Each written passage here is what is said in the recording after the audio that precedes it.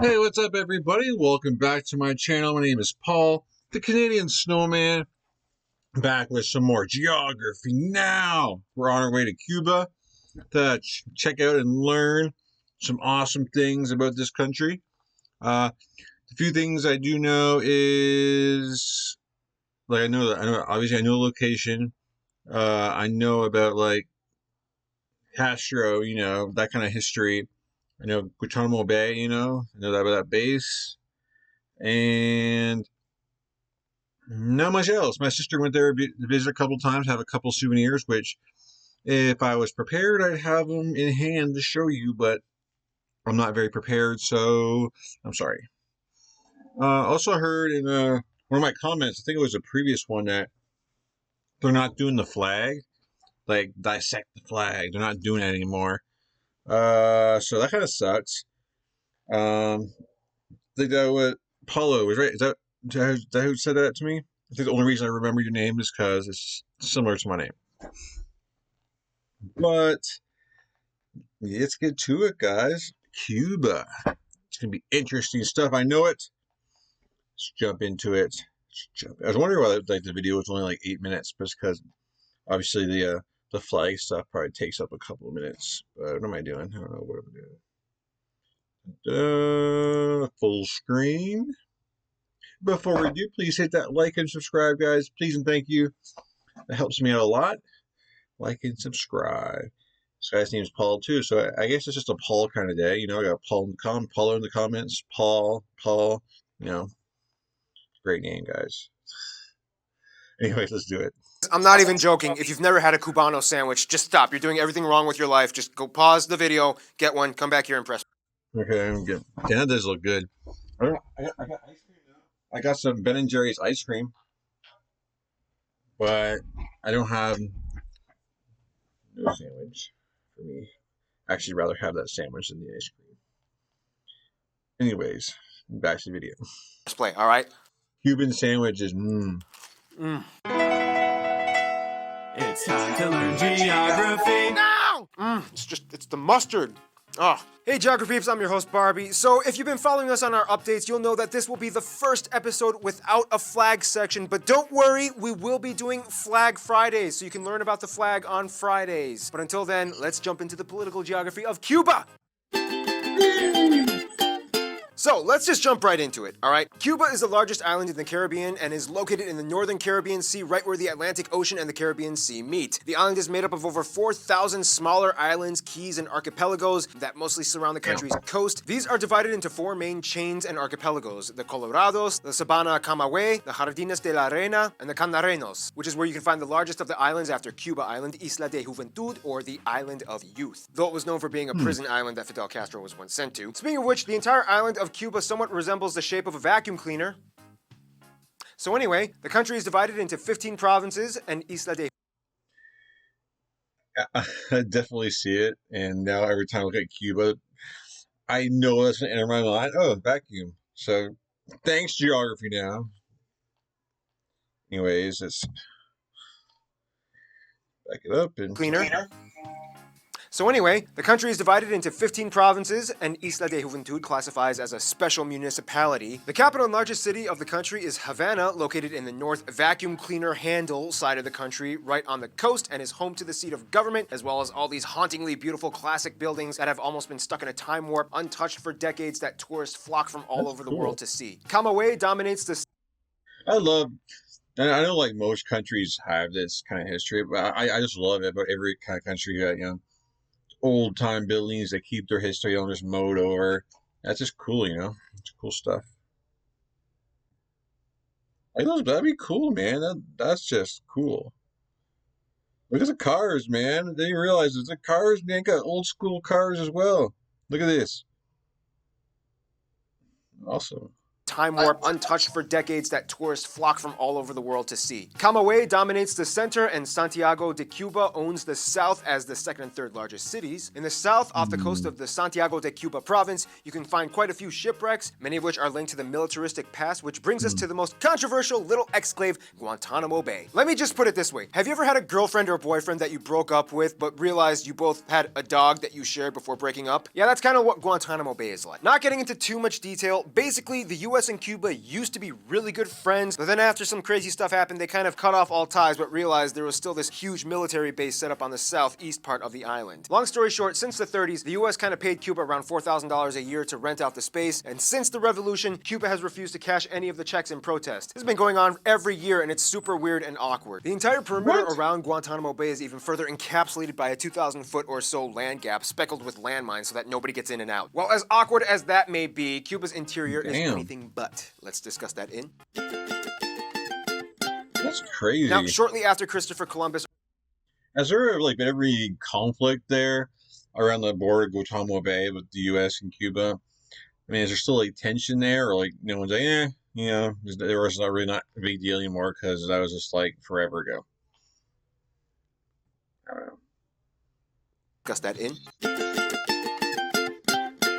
Now, shortly after Christopher Columbus arrived in the Bahamas on his first voyage, he arrived in Cuba and was astounded, stating that Cuba was the most beautiful earth that human eyes had ever seen. So what exactly did Columbus see? Now, of course, it's a no-brainer. Cuba's beaches are quite magnificent with tons of diving spots along the coast. However, go inland and you'll see a whole other side of Cuba that you never knew existed. There are three main mountain chains, the Cordillera de Huanuánico, the Grupo Guayamaya, and the most important mountain range, the Sierra Maestra, dominates the southwestern coast of the island. This is also where you can find the highest peak, Pico Turquino. However, the Viñales Valley has the strangest mountains, the Los Mogotes Range, made up of rounded tower limestone hills that have been blanketed with vegetation. Also close by, you can find the Pinar del Rio province, where you can find the largest tobacco plantations in the country, a commodity that Cuba is widely known for and has arguably the best quality in the world. Not saying that we directly advocate smoking here on Geography Now, but yeah, statistically speaking, Cuban tobacco it really has no competition. It's top notch. Speaking of which, Cuba... Is Cuban cigars still illegal? Aren't there you're not allowed to have Cuban cigars in the U.S. because I guess is it because of history or I don't know. But yeah, I heard just Cuban cigars are the best. I've heard. I mean, I don't smoke cigars, so I really wouldn't know or try. I really wouldn't know the difference, but I just heard that they're the best. Anyways. But yeah, statistically speaking, Cuban tobacco it really has no competition. It's top notch. Speaking of which, Cuba used to be heavily dependent on sugar and tobacco production for its economy, but today, agriculture only makes about 10% of the national GDP and 20% of the workforce. Now things have shifted primarily to nickel mining and service and tourism. Coffee is taken very seriously here, though. Ask any Latino across the world and they'll know. When Cubans do coffee, they do it strong. He comes back 5 minutes later, seriously, with a little coaster and a shot glass of coffee. And apparently this is close to 84 shots of espresso. I had no idea. Bring me a full-size cup of coffee. Take this back in the... I was frustrated. So the guy's like, okay, and what you want? Okay. I should have known something might be wrong. I've actually seen that skit before. When I... okay, and what you want? Okay. I should have known something might be wrong when I added the cream and it didn't change color. So I picked it up to my face again and I drank the whole thing. I drank that cup of coffee. It took me 30 minutes. It was the most amazing cup of coffee I've ever had in my life. Oh my God, for that 30 minutes, I could see into the future. I knew I messed up, bro. I knew I messed up because the waiter looked at me and he's like, vaya con Dios. I put that cup of coffee down, crapped my pants. Cuba is also home to a variety of wildlife and even a few endemic species not found anywhere in the world, like the Cuban trogon, the national bird with its sharp pointy tail feathers, this incredibly small frog, this bird with a hugely disproportionate head, a shrew that spits out poison at its enemies, and just like in the Bahamas episode, Cuba has its own endemic version of the hutia, a large rodent-like creature. Alright, so those are the animals. Now let's see who runs the show in Cuba, shall we?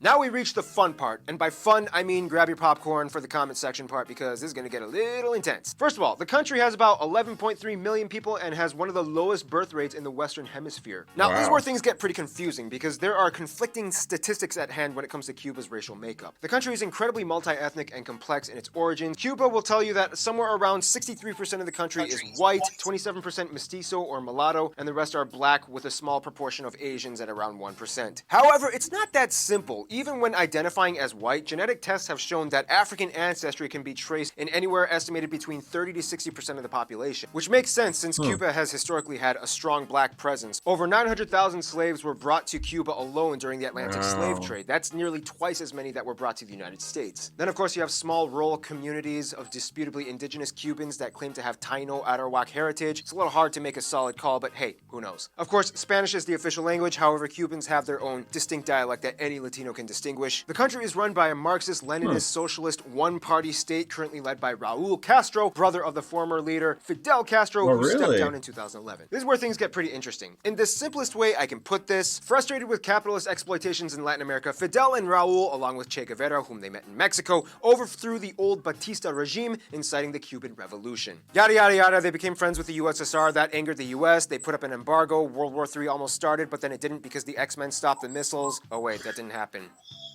Unfortunately. Later on, the USSR dissolved, Cuba lost its stipend, things got even more messed up, and then finally talks and relations just kind of started rekindling all over again. By the way, Cuban Americans think it's ridiculous when all you college sophomore neo-hippies put up the Che Guevara posters on your dorm room walls right next to your Buddha statues and dreadlock wax because, hey, you're the future. Anyway, enough history, let's talk diplomacy.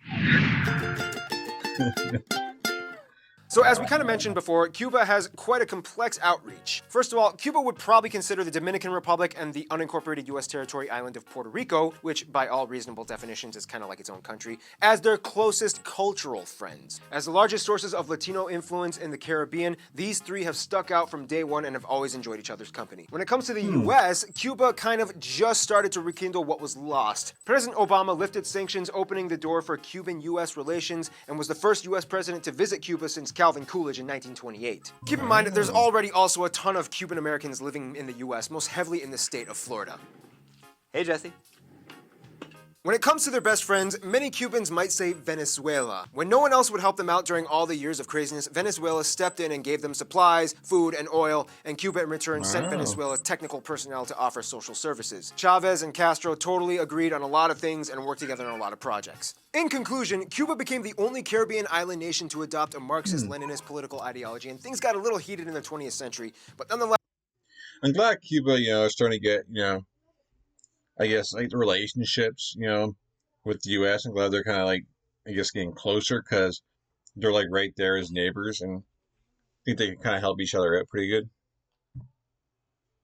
Nation to adopt a Marxist-Leninist political ideology, and things got a little heated in the 20th century, but nonetheless, they're a proud, colorful nation of fierce culture and resilience. Seriously, must be something they put in that coffee. Stay tuned. Coming up next, Cyprus! Cyprus. It's like that was over pretty quick. Of course the flag thing's not there, so. Right, Cuba, beautiful, like the beaches. I didn't realize how beautiful the beaches were until those pictures came up, so that's awesome. So, definitely awesome there. Guantanamo Bay, that's just, I know for you guys probably, I think it's just probably cool. It's Guantanamo Bay, it's just, I guess, the idea, but I know it's not cool, but, I guess that's, because it's in movies, Harold and Kumar, but yeah, another cool, I'm like tripping over my tongue. Bunch of cool stuff from Cuba, beautiful country. Looks like they're trying to improve themselves, trying to get some more tourism going, which I think is a great idea, especially with those awesome beaches and like the cool like mountains inland, like those round cool mountains. That's pretty awesome. But anyways, yeah, Cuba, you guys got it going on. I'm expecting big things from you guys in the future. And yeah, so please hit the like and subscribe, guys, if you haven't yet. That helps me out a lot. And I'll definitely catch you guys in future videos and some more Geography Now videos. So continuing on alphabetical order, guys. A to Z. And I'll catch you guys in future videos. Peace.